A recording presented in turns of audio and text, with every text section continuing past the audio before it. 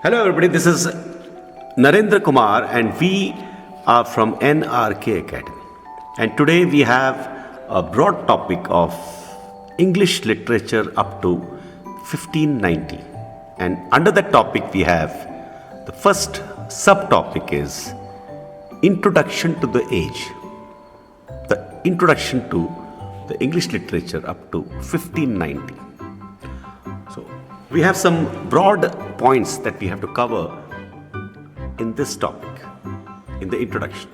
The first thing we have to understand is what we call England. England today was actually the result of many races, or had many different ethnic origins. We had quite a number of races, some which were there originally in the country, some which had come from outside. We had Anglo, and we had Saxon, and we have Jute, and we have Franks, Piets, Scot, Celts. So these were the tribes which over the ages had occupied this land which we today call England.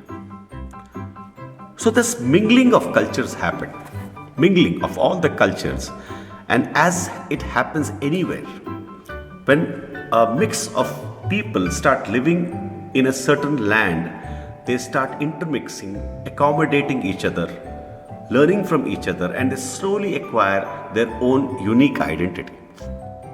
So you can call that the whole long period in which all these identities mixed together and formed what is the English identity.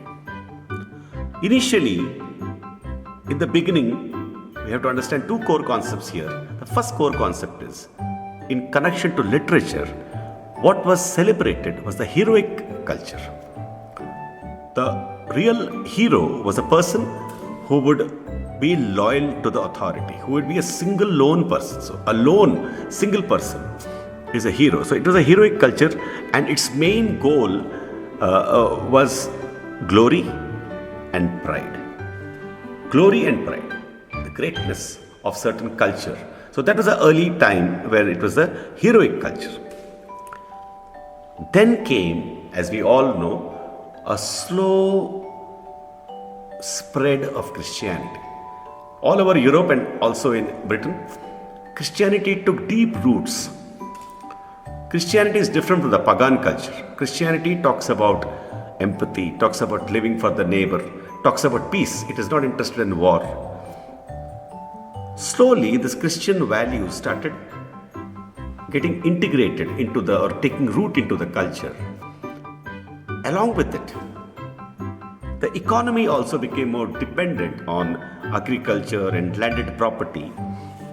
And think of it, why would a literature reflect a heroic, a warrior kind of a person?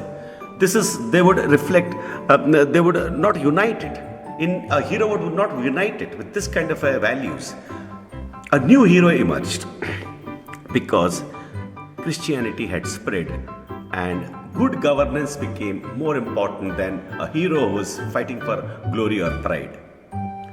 This slow, gradual transformation which we see in the society obviously reflected in the literature. What is literature?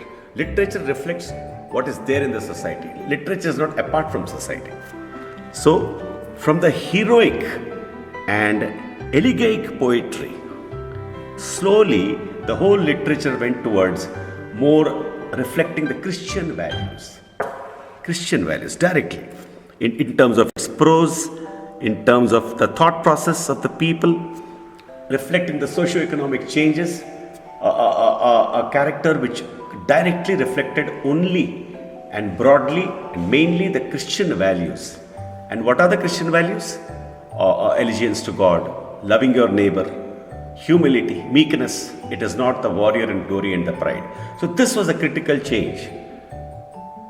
This is the introduction to the age or the topic we are talking about. With this background, we can go to the next topic.